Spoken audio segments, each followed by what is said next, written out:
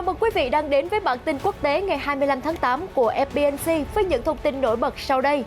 Washington và Bắc Kinh vẫn tiếp tục lời qua tiếng lại liên quan cuộc rút quân để hỗn loạn ở Afghanistan. Thế nhưng cùng lúc đó, mùi lửa cũng đang bùng lên dữ dội tại những mặt trận truyền thống của hai đại kình địch Mỹ-Trung. Theo đó, giang chiến hạm khủng của Bộ Tứ Kim Cương sắp tập trận hoành tráng răn đe Trung Quốc. Phó Tổng thống Harris tố Trung Quốc nêu yêu sách phi lý ở Biển Đông, Bắc Kinh nổi cơn thịnh nộ. Đồng thời, cư dân mạng Trung Quốc nóng mặt vì chuyến thăm của bà Harris. Còn theo giới phân tích, hai trọng trách của bà Harris khi công du đến Singapore và Việt Nam là gì?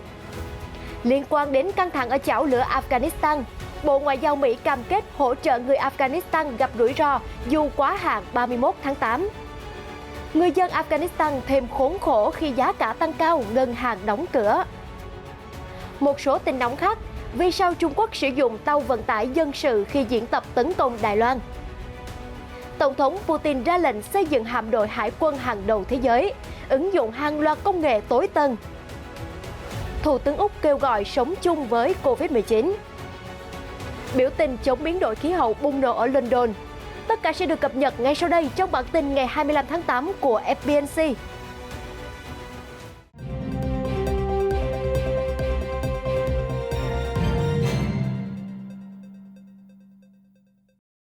Hải quân Bộ Tứ Kim Cương gồm Mỹ, Ấn Độ, Úc, Nhật Bản sắp tiến hành cuộc tập trận chung Malabar năm thứ hai liên tiếp, kéo dài 4 ngày ngoài khơi đảo Guam của Mỹ từ thứ Năm tuần này, 26 tháng 8. Theo báo South China Morning Post, cuộc tập trận rầm rộ có mục đích phô diễn sức mạnh quân sự hùng hậu của Bộ Tứ, sẵn sàng phản ứng với các hành động bành trướng của Trung Quốc. Theo phát ngôn viên Hải quân Ấn Độ nói với báo The Hindu, cuộc tập trận diễn ra trên mặt nước, dưới mặt nước và trên không, bao gồm khoa mục bắn đạn thật, tác chiến chống ngầm và diễn tập chiến thuật phối hợp. Liên minh Bộ Tứ Kim Cương được thành lập để bảo vệ một khu vực Ấn Độ Dương-Thái Bình Dương tự do rộng mở, tuân thủ luật pháp quốc tế. Trong khi đó, Trung Quốc nhìn nhận liên minh này như một phần trong chiến dịch rộng lớn để kiềm hãm sức ảnh hưởng của Bắc Kinh. Ngoại trưởng Trung Quốc Vương Nghị đã cáo buộc Bộ Tứ như một khối liên minh quân sự NATO ở châu Á. Để chuẩn bị cho cuộc diễn tập sắp tới, hai tàu chiến Shivalik và Katmat của Hải quân Ấn Độ vào hôm thứ Bảy đã cập bến đảo Guam. Họ cho biết đang kỳ vọng một cuộc tập trận hoành tráng với các tàu khu trục, khinh hạm, tàu hộ vệ, tàu ngầm, trực thăng, máy bay tuần thám biển phạm vi rộng. Tất cả những khí tài tối tân này được huy động từ cả 4 nước thành viên Bộ Tứ. Chẳng hạn như Úc sẽ cử tàu chiến Hamas Warramunga, còn Nhật Bản điều động đơn vị đặc biệt SBU hay còn gọi là lực lượng Ninja. Người phát ngôn Hải quân Ấn Độ nhấn mạnh, cuộc tập trận Malabar 2021 diễn ra ngay giữa Covid-19 cũng chính là một phép kiểm tra sức mạnh tổng hợp của các đồng minh. Được biết, Mỹ-Ấn đã tập trận song phương Malabar từ năm 1992, sau đó Nhật Bản tham gia vào năm 2015 và trở thành một thành viên thường trực. Năm ngoái, Hải quân Úc cũng được mời tham gia, đánh dấu lần đầu tiên cả 4 thành viên Bộ Tứ tập trận chung trên biển. Năm nay, sự kiện Malabar diễn ra trong bối cảnh Trung Quốc và Mỹ đối đầu gay gắt khắp các mặt trận, từ Đài Loan, Biển Đông đến Afghanistan. Bắc Kinh lớn tiếng cáo buộc việc Washington rút quân hỗn loạn ở Afghanistan chính là bằng chứng sống động cho thấy bá quyền Hoa Kỳ đã đến ngày lụi tàn. Mặt khác, trong khi Bộ Tứ tập trận ngoài khơi đảo Guam, Phó Tổng thống Mỹ Kamala Harris lại có chuyến công du đáng chú ý kéo dài 4 ngày ở Singapore và Việt Nam. Như vậy, bà Harris là quan chức cấp cao nhất trong chính quyền Tổng thống Biden đến thăm Đông Nam Á, nhằm khẳng định cam kết của Mỹ ở khu vực này là vững như bàn thạch. Và Washington luôn sẵn sàng chung tay với các nước ASEAN để bảo vệ an ninh, ổn định, hòa bình trên Biển Đông, chống lại các âm mưu bành trướng và yêu sách chủ quyền phi lý. Chắc hẳn hai sự việc nối tiếp mà Mỹ đang tiến hành là chuyến công du của bà Harris và cả cuộc tập trận Malabar sẽ khiến Bắc Kinh đứng ngồi không yên. Ngoại trưởng Trung Quốc Vương Nghị đã nhiều lần chỉ trích Mỹ có động thái gây chia rẽ, bất hòa giữa các nước châu Á. Trong khi đó, các thành viên Bộ Tứ lại không ngừng thắt chặt mối quan hệ với các nền dân chủ lớn. Hồi tháng 4, Bộ Tứ đã tập trận chung với Hải quân Pháp ở vịnh Bengal. Và trong tuần này, chỉ huy Hải quân của Ấn Độ và Úc cũng vừa ký thỏa thuận tăng cường hợp tác trên nhiều mức độ. Mới đây, quân đội Trung Quốc POA đã sử dụng một tàu dân sự cỡ lớn để vận chuyển binh sĩ, vũ khí và các trang thiết bị hậu cần phục vụ cho cuộc tập trận trên biển. Báo South China Morning Post dẫn lời một nhà phân tích cho rằng POA có thể sẽ sử dụng chính những tàu dân sự như vậy nếu thực sự phát động tấn công bằng vũ lực để thu phục hòn đảo tự trị Đài Loan. Cuộc tập trận của Hải quân Trung Quốc được đài truyền hình nhà nước CCTV đưa tin vào tuần trước nhưng không tiết lộ thời gian diễn ra cụ thể. POA đã huy động tàu tấn công đổ bộ thuộc tập đoàn quân số 73 đóng ở thành phố Hạ Môn, tỉnh Phúc Kiến, có vị trí đối diện với Đài Loan thông qua một eo biển hẹp. Mọi hoạt động vận chuyển được tiến hành trên tàu dân sự có lượng dạn nước lên tới 16.000 tấn. Ông Wang Hua, một sĩ quan của tập đoàn quân 73 cho biết, đây là lần đầu tiên chúng tôi sử dụng tàu dân sự có lượng dạn nước hơn 10.000 tấn. Trước đây, chúng tôi thường dùng tàu dân sự nhỏ hơn, chỉ vài ngàn tấn để chở thiết bị hậu cần từ bờ biển. Trong cuộc diễn tập, binh sĩ tập đoàn quân 73 đã dùng hàng chục xe thiết giáp được vận chuyển trên tàu dân sự để tiến hành cuộc tấn công đẩy lùi lực lượng của kẻ thù giả định. Ông Lưu Ly Shi, cựu giảng viên Học viện Hải quân Đài Loan tại thành phố Cao Hùng cho biết, cuộc tập trận của POA chính là nhằm mục đích chuẩn bị cho tấn công chiếm đảo. Ông Lưu nói trong một cuộc tiến công thâu tóm, POA sẽ cần kiểm soát nhanh chóng hầu hết các thành phố lớn của Đài Loan ngay sau khi đổ bộ. Vì vậy, tàu dân sự cỡ lớn có thể đóng vai trò như vỏ bọc ngụy trang, khiến Đài Loan không quá chú ý. Nhưng thực ra, con tàu chở theo một lượng khí tài hùng hậu. Tuy nhiên, ông Lưu cũng chỉ ra quân đội Đài Loan cũng chuẩn bị cho tình huống nói trên. Đó là lý do vì sao lớp phòng tuyến sông Đàm Thủy ở Đài Bắc luôn là một phần quan trọng trong cuộc tập trận Hán Quan thường niên của Đài Loan. Theo ông Lưu chia sẻ, được biết Đài Loan kể từ năm 1984 đã diễn tập thường niên bắn đạn thật, mô phỏng các tình huống mà POA có thể tấn công đổ bộ nhằm sáp nhập hòn đảo. Năm nay, cuộc tập trận Hán Quan bắt đầu từ ngày 13 tháng 9 và kéo dài 5 ngày, diễn ra đồng thời trên bộ, trên không và trên biển. Không chỉ có Trung Quốc trở thành lực lượng đáng lo ngại của Mỹ trên mặt trận biển, mà hạm đội hùng mạnh hàng đầu thế giới của Nga cũng khiến mọi đối thủ phải e dè, bao gồm cả Washington. Thế nhưng Nga không tự đắc mà luôn ra sức tăng cường sức mạnh hải quân. Tổng thống Vladimir Putin mới đây tiết lộ Hải quân Nga sẽ sớm được biên chế hàng loạt tàu chiến mới. Hơn thế, Moscow còn dự định nâng cấp kho khí tài với những công nghệ tiên tiến nhất. Cụ thể, trong bài phát biểu tại sự kiện Army 2021 vào hôm thứ Hai 23 tháng 8, ông Putin nhấn mạnh tiềm năng của thủy thủ Nga sẽ được tăng cường. Nhà lãnh đạo hé lộ ngay từ hôm nay trên khắp các hãng đóng tàu hàng đầu khắp nước Nga, chúng ta sẽ sản xuất 2 tàu cự ly gần và 4 tàu ngầm mới, bao gồm 2 tàu ngầm trang bị tên lửa hạt nhân. Các xưởng đóng tàu chiến tọa lạc ở nhiều nơi khắp nước Nga như ven biển Baltic, Bắc Băng Dương và biển Nhật Bản. Hồi tháng 7, tại một xưởng ở thành phố Severodvinsk, một tàu tuần dương mang tên lửa hạt nhân đã được hạ thủy. Trước đó, vào tháng 5, một tàu ngầm hạt nhân khác lớp Kazan cũng được bàn giao cho Hải quân. Thêm vào đó, Tổng thống Putin cho biết cần phải tạo lợi thế cho Hải quân Nga bằng các sáng kiến công nghệ hiện đại nhất. Ông nói chúng ta đang phát triển nhanh chóng ngành công nghiệp quốc phòng Nga và lực lượng vũ trang của chúng ta sẽ được trang bị những phát kiến mới dựa trên nền tảng khoa học và công nghệ. Cụ thể hơn, Nga rất quan tâm ứng dụng trí tuệ nhân tạo và robot để hỗ trợ lực lượng hải quân, cũng như liên tục bổ sung hệ thống kiểm soát và chỉ huy mới nhất. Ông Putin nói thêm tỷ lệ vũ khí hiện đại trong lực lượng hạt nhân chiến lược của Nga đã vượt mốc 80% và các thiết bị lỗi thời vẫn tiếp tục được thay thế dần. Mặt khác, hồi tháng 4, ông Putin khẳng định các loại vũ khí siêu thanh và laser là công cụ chủ chốt của lực lượng vũ trang Nga, đồng thời là biện pháp răn đe hiệu quả khi đối đầu với những quốc gia không thân thiện. Tổng thống Putin cảnh báo, chúng tôi luôn giữ gìn sự kiên nhẫn, tự tin và công bằng về phía mình. Tôi hy vọng không ai nghĩ tới chuyện vượt qua lằn ranh đỏ trong mối quan hệ với Nga.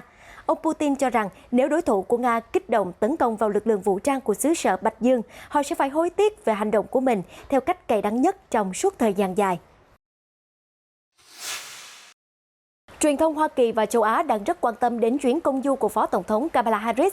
Bà vừa kết thúc chuyến thăm ở Singapore và hiện có mặt ở Hà Nội, trở thành Phó Tổng thống Mỹ đầu tiên đến Việt Nam. Trong các sự kiện vừa qua của bà Harris ở Singapore, đài CNN đặc biệt quan tâm đến cách nữ Phó Tổng thống trả lời các câu hỏi về Afghanistan. Bà Harris cho biết vào tháng 4, chính bà là một trong những quan chức cuối cùng được ông Biden tham vấn trước khi ra quyết định chấm dứt sự hiện diện quân sự của Mỹ ở Afghanistan. Và bà đã tham gia vào nhiều cuộc họp chung cùng các quan chức hàng đầu Mỹ về vấn đề Afghanistan suốt nhiều tuần gần đây. Đó là một điều tốt, bởi theo chuyên gia nhận định, giữa bối cảnh hỗn loạn bủa vây khắp Afghanistan, các nước châu Á sẽ không tránh khỏi băn khoăn và đặt câu hỏi về sự cam kết của Mỹ ở khu vực.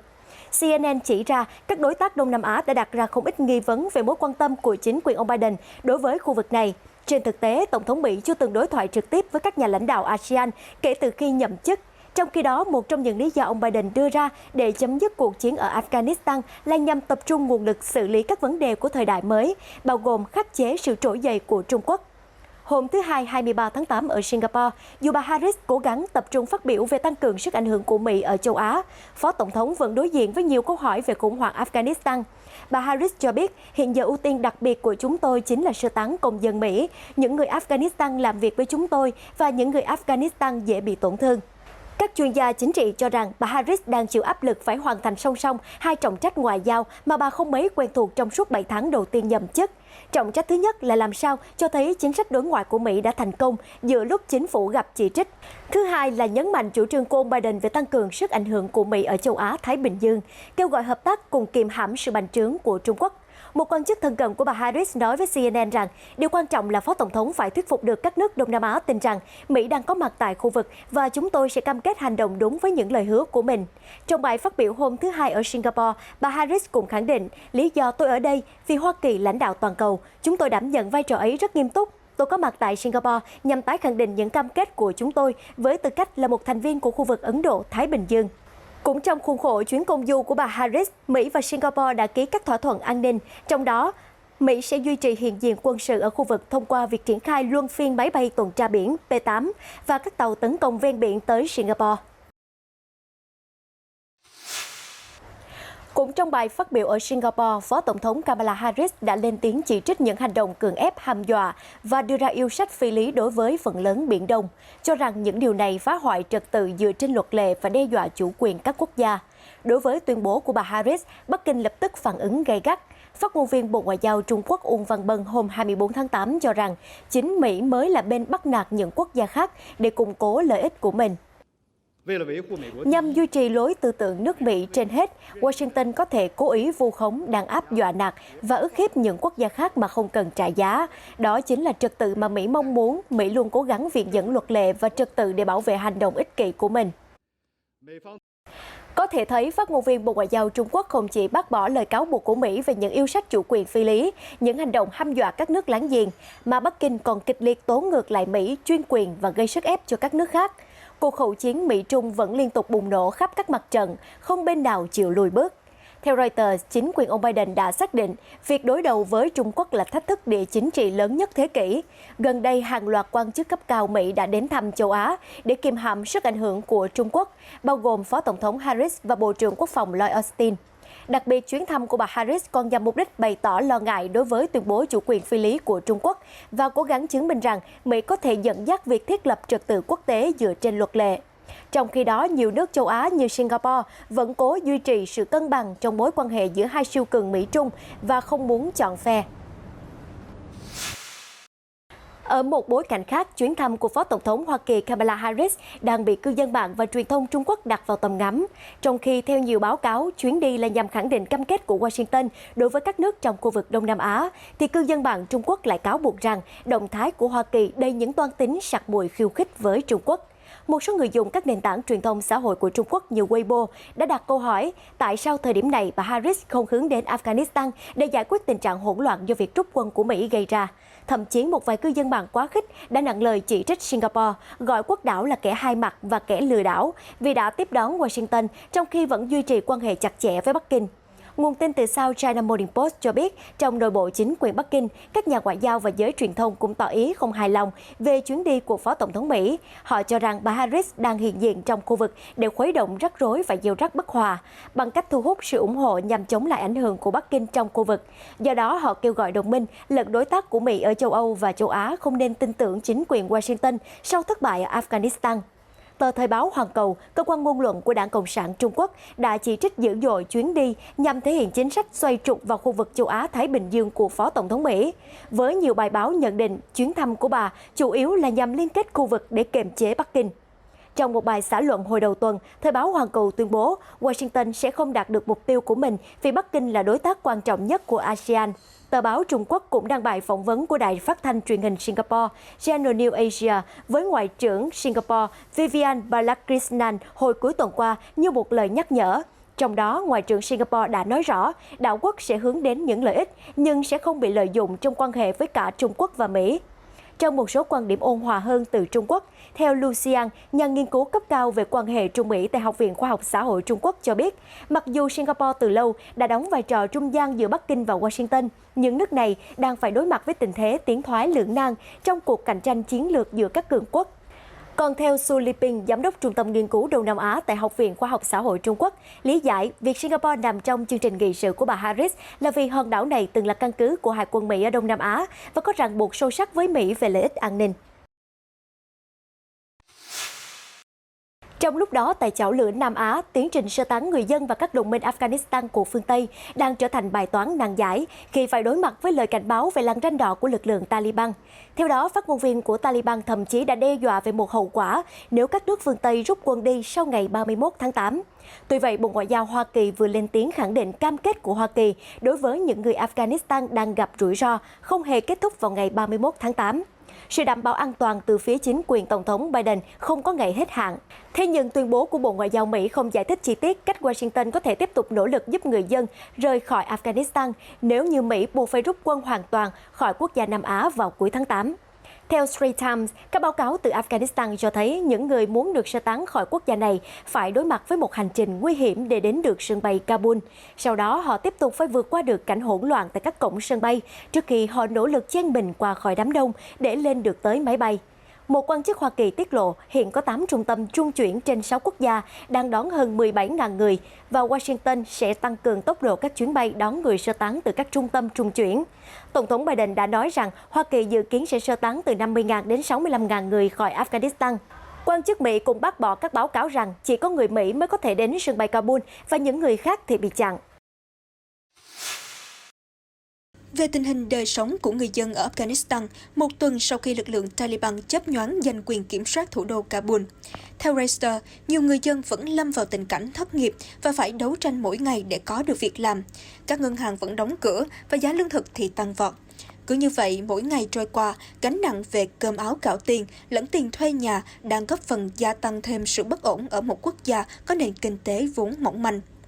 Ngay cả trước khi Taliban tuyên bố chiến thắng vào Chủ nhật ngày 15 tháng 8, điều kiện sống của người dân ở quốc gia Nam Á đã trở nên tồi tệ hơn, với việc quân nổi dậy tiến nhanh qua các thành phố của tỉnh, đã khiến giá trị của đồng tiền Afghani lao dốc so với đồng đô la và đẩy giá thực phẩm cơ bản cao hơn bao giờ hết. Giá các mặt hàng chủ lực như bột mì, dầu và gạo đã tăng tới 10% đến 20% trong vài ngày. Không chỉ vậy, các ngân hàng vẫn đóng cửa đã khiến cho nhiều người không thể rút được khoản tiền tiết kiệm của họ. Các văn phòng của Western Union cũng đóng cửa, dẫn đến lượng kiều hối từ nước ngoài cũng cạn kiệt. Không chỉ là bài toán kinh tế, mà điều kiện hạn hán nghiêm trọng trên khắp đất nước cũng đã làm trầm trọng thêm những khó khăn mà nhiều người dân Afghanistan đang phải đối mặt. Hàng nghìn người dân ở vùng nông thôn phải đến các thành phố để cố gắng sống sót trong những căn lều và nơi trú ẩn tạm bợ. Thế nhưng giờ đây, khó khăn lại tiếp tục tràn vào các thành phố, đánh vào tầng lớp trung lưu, những người đã nỗ lực cải thiện cuộc sống dưới chế độ của chính quyền Tổng thống Ashraf Ghani. Chuyển sang thông tin về tình hình dịch bệnh COVID-19 trên thế giới. Theo báo cáo từ Ủy ban Y tế Quốc gia Trung Quốc NSC, nước này đã không ghi nhận thêm trường hợp COVID-19 mới lây nhiễm cộng đồng nào tại các địa phương vào thứ Hai, 23 tháng 8, lần đầu tiên kể từ tháng 7. Trung Quốc đã phải vật lộn với sự lây lan của biến thể Delta kể từ ngày 20 tháng 7, khi một nhóm bệnh nhân COVID-19 được phát hiện trong số các nhân viên vệ sinh sân bay ở thành phố Nam Kinh, miền đông Trung Quốc. Kể từ đó, nó đã trở thành đợt bùng phát tồi tệ nhất mà Trung Quốc từng chứng kiến kể từ đợt dịch đầu tiên năm 2020, khi lan ra hơn một nửa trong số 31 tỉnh của đất nước và lây nhiễm cho hơn 1.200 người. Chính quyền địa phương đã phản ứng bằng cách đặt hàng chục triệu cư dân vào chế độ giãn cách chặt chẽ, thực hiện các chiến dịch xét nghiệm và truy tìm F0 quy mô lớn, cũng như hạn chế việc đi lại trong nước. Không những vậy, Trung Quốc còn đẩy mạnh chiến dịch tiêm chủng vaccine với 1,94 tỷ liều vaccine tự sản xuất đã được triển khai sử dụng. Rất may là các biện pháp kiểm soát nghiêm ngặt của Trung Quốc dường như đã phát huy tác dụng. Số ca nhiễm hàng ngày đã giảm đều đặn trong tuần qua ở mức một con số, chủ yếu là các ca nhập cảnh, giảm từ hơn 100 ca so với mức cao nhất 2 tuần trước. Theo CNN, nếu xu hướng này tiếp tục, Trung Quốc có thể từng bước trở thành quốc gia kiểm soát đợt lây lan dịch bệnh vì biến thể Delta. Thủ tướng Úc Scott Morrison hôm thứ Hai ngày 23 tháng 8 cho rằng người dân phải bắt đầu học cách sống chung với COVID-19 khi đất nước đạt được mục tiêu tiêm chủng và tái mở cửa kinh tế. Phát biểu được đưa ra trong bối cảnh nhiều bang khắp nước Úc vẫn chứng kiến số ca nhiễm tăng mạnh do biến chủng Delta. Ông Morrison khẳng định, một khi 70% hay 80% dân số đã được tiêm vaccine theo kế hoạch, chúng ta sẽ tiến về phía trước, chúng ta không thể chậm trễ. Chính quyền liên bang hồi tháng trước đã công bố kế hoạch gồm 4 giai đoạn nới lỏng các biện pháp phong tỏa sẽ tiến hành ngay khi 70% người trên 16 tuổi đã được tiêm phòng.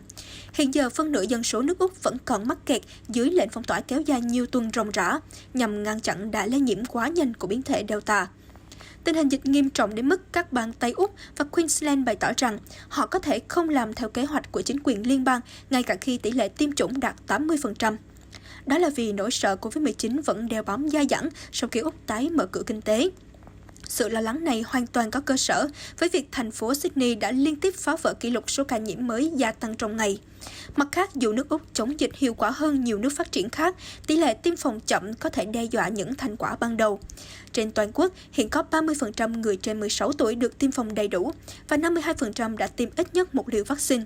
Tốc độ tiêm chủng đang chạm tới mức kỷ lục, thế nhưng dự kiến đến tháng 12, Úc mới có thể đạt được tỷ lệ 80% dân số trên 16 tuổi được tiêm phòng đầy đủ. Phát ngôn viên Lầu Năm Góc John Kirby hôm 23 tháng 8 cho biết đang chuẩn bị một bản hướng dẫn mới yêu cầu tất cả quân nhân Mỹ phải tiêm chủng vaccine. Thông báo được đưa ra ngay sau khi Cơ quan Quản lý Thực phẩm và Dược phẩm FDA vào cùng ngày 23 tháng 8 đã cấp phép hoàn toàn cho vaccine COVID-19 của hãng Pfizer-BioNTech. Với quyết định này, vaccine Pfizer trở thành vaccine ngừa COVID-19 đầu tiên được phê duyệt hoàn toàn tại Mỹ, dùng để tiêm cho người từ 16 tuổi trở lên. Lầu Năm Góc từ tháng trước đã đề nghị Tổng thống Joe Biden cung cấp vaccine đủ để tiêm cho 1,3 triệu quân nhân Mỹ vào giữa tháng 9. Quân đội Mỹ vào tháng này cho hay, khoảng một nửa binh sĩ thuộc các lực lượng vũ trang đã tiêm phòng đầy đủ, một tỷ lệ tăng lên nhanh chóng. Tuy nhiên, con số này chỉ bao gồm các binh sĩ tại ngũ, không bao gồm quân nhân dự bị và vệ binh quốc gia. Tỷ lệ tiêm phòng đạt cao nhất đối với Hải quân, lực lượng đã trải qua đợt lây nhiễm COVID-19 tồi tệ trên tàu sân bay hồi năm ngoái. Khoảng 73% lính Hải quân đã nhận đủ liều vaccine, cao hơn đáng kể so với mức 60% tính chung cho tất cả người Mỹ từ 18 tuổi trở lên. Hôm 23 tháng 8, các nhà hoạt động về khí hậu đã chặn một tuyến đường giữa trung tâm thủ đô London bằng cách xích mình vào một chiếc ô tô và một chiếc bàn khổng lồ màu hồng được dựng lên giữa phố. Các nhà hoạt động kêu gọi chính phủ nhanh chóng loại bỏ các ngành công nghiệp gây ô nhiễm nhằm ngăn chặn các kịch bản biến đổi khí hậu tồi tệ nhất mà khoa học đã vạch ra. Cảnh sát London đã có mặt, cắt xích và bắt giữ một số nhà hoạt động quá khích. Trước đó, nhóm này cũng đã tổ chức biểu tình tại quảng trường Trafalgar của London. Hôm 21 tháng 8, cảnh sát London cảnh báo rằng cuộc biểu tình của các nhà hoạt động môi trường dự kiến diễn ra liên tiếp trong 2 tuần tới, có thể gây gián đoạn trên toàn thủ đô và khiến các sĩ quan mất tập trung trong việc đối phó với tội phạm. Hôm 23 tháng 8, hàng trăm người bản địa Brazil đã dựng lều ở bên ngoài trụ sở quốc hội để chờ quyết định của chính phủ về dự luật hạn chế quyền của người bản địa đối với đất đai mà họ đang bảo tồn. Vào ngày 26 tháng 8 tới, Tòa án tối cao Brazil sẽ xem xét liệu rằng chính quyền có đang áp dụng cách lý giải thiển cận về quyền bản địa hay không khi chỉ công nhận các vùng đất do cộng đồng bản địa chiếm đóng vào thời điểm hiến pháp Brazil được thông qua năm 1988. Điều này đã đặt ra một tiền lệ có thể ảnh hưởng đến hàng trăm quyền yêu sách đối với đất đai bản địa. Được biết, hoạt động hành lang nông nghiệp và chính sách của Tổng thống cực hữu Jair Bolsonaro đã thúc đẩy Quốc hội soạn thảo dự luật này. Giới chức cho rằng các cộng đồng bản địa đang ngăn chặn sự phát triển của Amazon khi quyết tâm giữ lấy các nguồn tài nguyên khoáng sản và nông nghiệp mà không có cách khai thác hiệu quả. Dự luật dấy lên tranh cãi gay gắt ở Brazil và cộng đồng quốc tế với những lo ngại rừng Amazon có thể bị khai thác đến cạn kiệt mà không có cách nào cứu vãn. Sau khi Liên bang Xô Viết tan rã vào năm 1991, thị trường ô tô thế giới cũng đón nhận những làn gió mới với đa dạng thương hiệu ngoại nhập. Tuy vậy, với một số người, một chiếc Lada cũ mềm hoang gỉ nhưng vẫn chất chứa cả miền ký ức đặc biệt. Nhắc đến Lada, đây là thương hiệu ô tô nội địa từ thời Xô Viết, từng là ngôi sao ở Liên Xô và thậm chí trên cả thị trường thế giới. Hãy kết thúc bản tin quốc tế hôm nay bằng việc chiêm ngưỡng những hình ảnh Lada độc đáo được tái chế với nhiều ý tưởng thú vị. Đầu tiên là một chiếc Lada cổ điển có khả năng phun lửa bằng cách lắp đặt các ống phun và hệ thống đánh lửa. Đây là sản phẩm của một thợ cơ khí ô tô tên là Vagan Mikhalian, đến từ thành phố Krasnodar, miền Nam nước Nga. Được biết, anh Mikhalian đã kinh doanh sửa chữa ô tô được 4 năm, tạo ra nhiều loại xe phải gọi là rất khác thường. Trước đó, người thợ ô tô từng cho ra mắt một chiếc Lada với chân nhện khổng lồ, hay một chiếc Lada Priora sừng sững trên những bánh xe khổng lồ, hay thậm chí là một chiếc ô tô được kỳ vọng sẽ giúp anh ta bay được. Tuy vậy, tác phẩm Lada phun lửa là đứa con tinh thần yêu thích nhất của anh Mikhalian, lấy cảm hứng từ một con rồng uy quyền đang phun lửa. Để tạo ra một chú rồng Lada, người thợ phải mất 3 ngày làm việc và bỏ ra số tiền là 22.500 rúp, tương đương 300 đô la. Về cách thức hoạt động, ngọn lửa sẽ bùng lên từ 2 đèn chiếu sáng phía trước sau khi một tài xế kéo cần bơm xe đặt cạnh ghế lái xuống.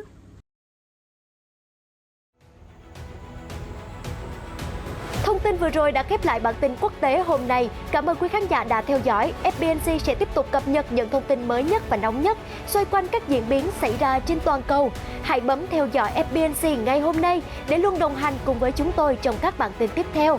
Xin chào và hẹn gặp lại!